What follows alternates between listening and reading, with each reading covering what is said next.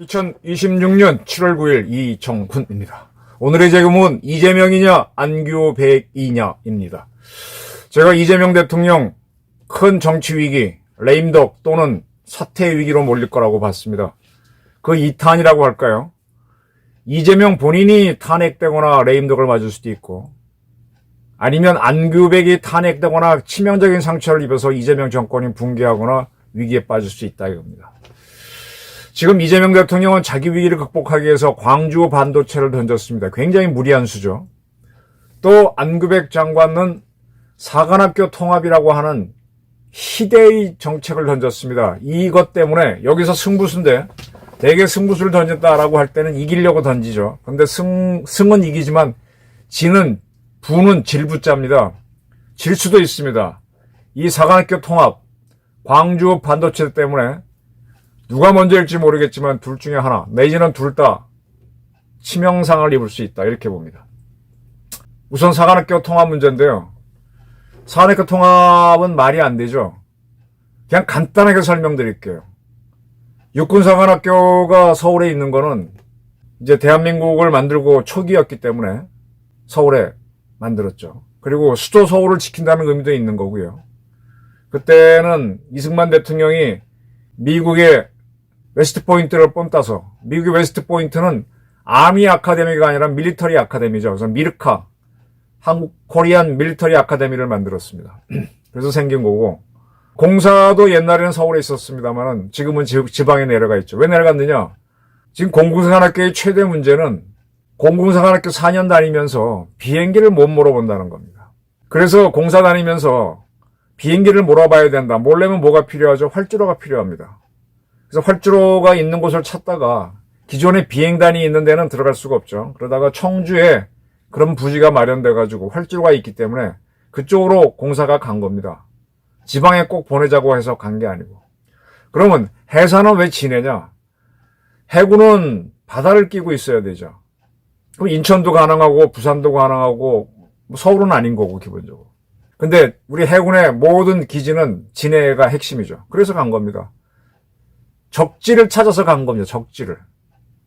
근데 이것이 해사공사는 지방에 있고 서울에는 육사만 있다. 뭐 이런 거 지방대 서울 인서울대학 그런 차이점으로 해서 뭐 통합하겠다.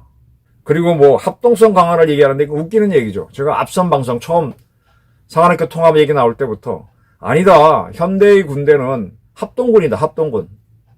육해공군은 쪼개놓습니다. 왜 쪼개놓느냐? 군대가 제일 힘이 세죠. 총 들고 나오면 권력 뺐습니다. 그래서 육군이 쿠데타를 하면 해공군으로 막아보려고 쪼개놓은 겁니다. 근데 전쟁을 할 때는 합쳐서 써야 되거든. 합쳐 쓰기 위해서 작전부대는 통합을 합니다. 그걸 가장 잘하고 있는 게 미군이죠. 미국의 육해공군 해병대는 분리되어 있습니다.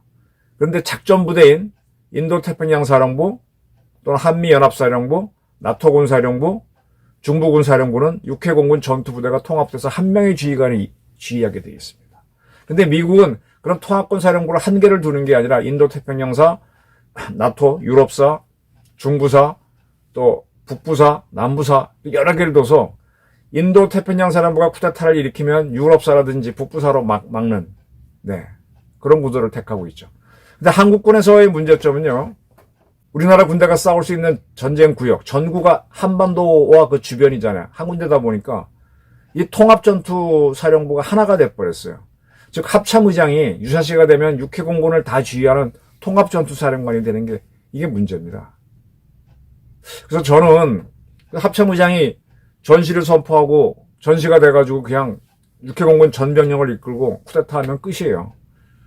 그래서 저는 개인적으로 미국 합참의장은 전군사령관이 아닙니다.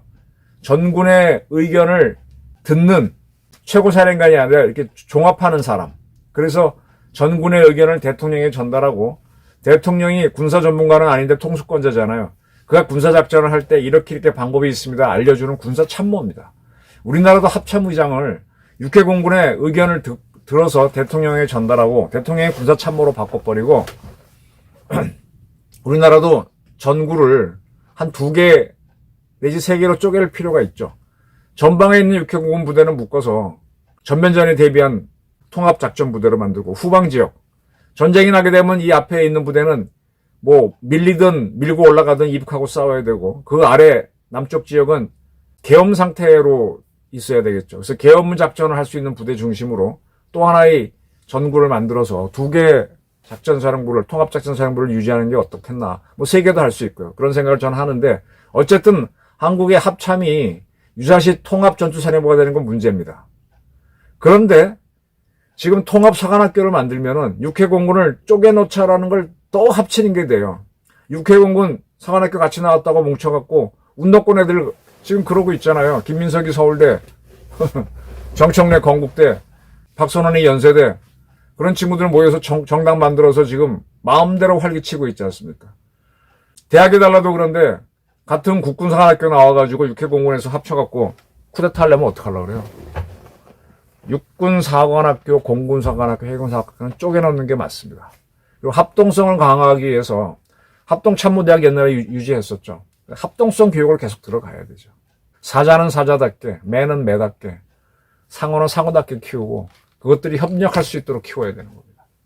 근데 이거를 이렇게 추진하겠다고 안규백 씨가 굉장히 밀어붙이고 있는데, 지금 숨이 찬 모양이에요. 지금 안규백 이걸 등등 지금 탄핵하자는 국민청원이 30만을 돌파했다고 그러죠. 그리고 각군사관학교에서도 총력을 다해서 저항을 하고 있습니다. 이 앞에는 국민의힘 한기호 의원이 앞장서고 있는 것 같아요. 한기호 의원은 제가 지켜보니까 굉장히 영리한 분입니다. 단호하기도 하고. 이렇게 육해공군 사관학교 모여서 전체가 반발하고 있다 보니까 이번 주, 원래는 오늘쯤에 뭐 발표한다는데 발표를 못하고요, 국방부가. 약간 연기를 했습니다. 그리고 동청회를 열겠다, 밀어붙이겠다는 거예요.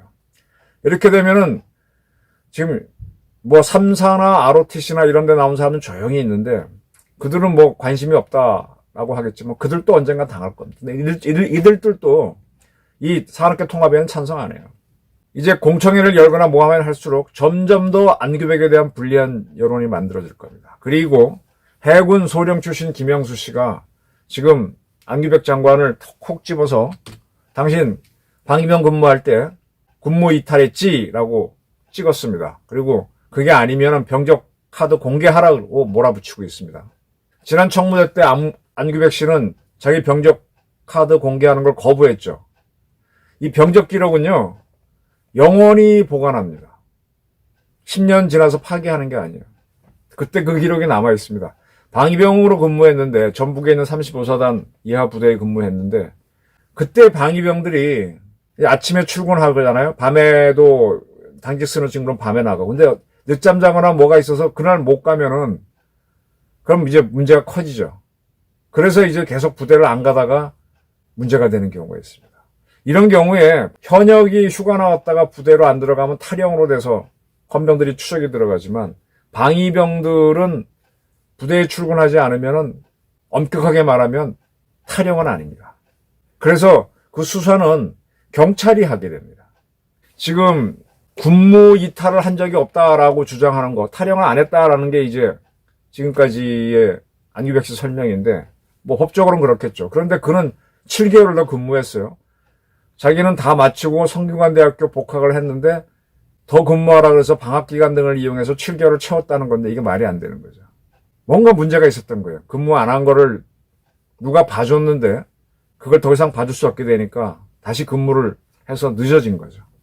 근데 이렇게 탈영이라고 할 수 있지만 어쨌든 의무를 다 안 한 사람이, 군복무를 안 한 사람이 국방부 장관을 한다는 건 말이 안 되죠. 그래서 지금 총력을 다해서 안규백 탄핵을 밀어붙입니다. 국민의힘의 힘은 약하지만 국민들이 붙으면 커질 거예요.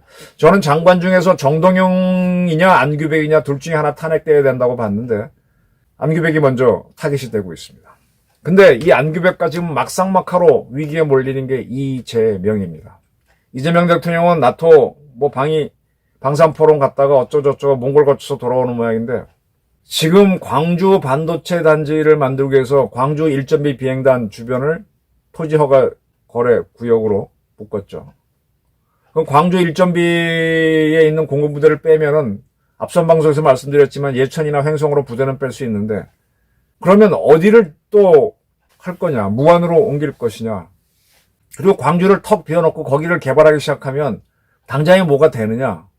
아마 군부대 빼는 거 쉽지 않을 거예요. 비행기는 휙 날아가면 되지만 그 조종사들하고 또 정비사들하고 무장사들이 근무할 사무실은 이 부대들이 옮겨가면 옮겨간 쪽에서 공간을 만들어줘야 될 거 아니에요. 있다면 다행이지만. 또 공군은 조종사들이 전쟁 나면 바로 출발해야 되기 때문에 관사 생활을 합니다. 가족하고 같이. 가족들도 다 가야 돼요. 가족들은 살 공간이 필요하죠. 아파트가 있어야죠. 그게 없으면 못 갑니다. 근데 저걸 무리하게 밀어붙이고 있어요. 기업들이 원하는 것도 아니고. 그리고 저걸 이제 개발을 하려면은 관련 법이라든지 예산이 국회를 통과해야 되는데 지금 아무것도 안 해놓고 지금 밀어붙입니다. 뭐 호남에서야 일단 환영하는 거지만 세상에 절차라는 게 있고 뭐가 있지 않습니까? 근데 이재명이 왜 저러느냐? 지금 민주당 8월달 전당대회에서 당대표를 자기 세력에 갖고 오기 위한 건데 지금 김민석을 내려보냈는데 김민석을 딱 보면은 앞뒤 말을 보게 되면 자기가 원해서 당대표에 나와서는 건 아니죠. 공감대가 형성돼서 자기가 총리를 그만두고 나섰다 이런 식으로 얘기합니다. 자, 안규백 씨는 방위병 근무를 제대로 안 한 게 치명적인 약점을 갖고 있고 이재명 대통령은 전과 4범인가요? 5범인가에다가 또 5개의 재판을 받다가 대통령에 당선돼 버렸죠. 그가 당선되고 나서 정과는 지울 수 없죠. 그리고 정과 자체 때문에 이제 그건 다 끝난 거니까 불이익 받을 건 없는데 재판 받고 있는 건 문제죠. 기소된 거. 근데 그런 대통령이 됐을 때 이재명 재판 중지법을 민주당이 만들려고 했는데 이재명 대통령이 그걸 하지 말라 그랬습니다. 그리고 나서 민주당에서 추진된 게 재판 중지가 아니라 이재명 공소를 한 거를 취소시키는 그런 특검을 유지를 하다가 지금 이대로 있는 상태입니다. 그러니까 이재명은 재판 중지 받는 게 아니라 대통령이 끝난 다음에 다시 재판을 받아서 감옥 가거나 또는 무죄 나는 게 아니라 아예 재판 자체를 지우고 싶어 하는 거죠. 근데 그거를 하는 과정에서 지금 민주당 전당대회에서 당대표를 뽑고 그럼 민주당에서 말을 안 듣는 사람이 대표가 되면 골치 아프고 다가오는 총선에서 공천권을 그들이 행사하면 자기는 낙동강 오리알 되니까 지금 광주 호남 지역 지지를 받기 위해서 광주 반도체를 던졌습니다. 안규백은 사관학교 통합을 던졌고 이재명은 광주 반도체를 던졌습니다. 둘 다 굉장히 무리한 정책입니다. 그래서 이 안규백이 먼저 무너지느냐 이재명이 무너지느냐가 좀 굉장히 궁금해요. 그리고 민주당 세력이 국방부 장관 할 만한 사람 안규백밖에 없었겠어요? 거기 김병주도 있잖아. 시끄럽긴 하지만 김병주는 그래도 육군 대장 출신이잖아. 근데 그런 사람 냅두고 안규백이 한 거는 약점이 있는 자를 시켜야만 통제할 수 있는 거고 민주당 전체적으로 보게 되면 약점 덩어리 재판을 받고 있는 이재명을 내서야 통제할 수 있는 건데 이걸 벗어나고 싶은 거죠. 둘이. 안 돼. 되면 좋겠지만은 이 승부수가 승이 아닌 패로 끝나면 어떻게 되느냐. 지금 캐나다 잠수함 우리가 된다고 그렇게 바람잡고 했다가 안 되니까 방안이 없잖아요. 아무 수가 없지 않습니까? 또 윤석열 대통령도 12.3 계엄 어떻게 하든 역전해보겠다고 했다가 그게 안 되고 나니까 책임지겠다고 했지만 지금 유죄가 대법원 확정되고 막 이런 게 나오니까 뭐 어떻게 수가 없지 않습니까? 무너지는 거지 않습니까? 자, 이제 7월, 8월 이재명과 안규백 누가 먼저 자빠지는지 한번 보시죠. 그리고 어느 한쪽이 무너지면 결론적으로는 이재명 정권 붕괴로 갈 겁니다. 그 시점이 언제쯤 될까요? 민주당이 굉장히 위기에 맞을 텐데 국힘당에서 그 대체 세력이 좀 나와줬으면 좋겠는데 그게 안 보이는 게 좀 답답합니다. 안규백이냐 이재명이냐 누가 먼저 무너지는지 한번 지켜보시죠.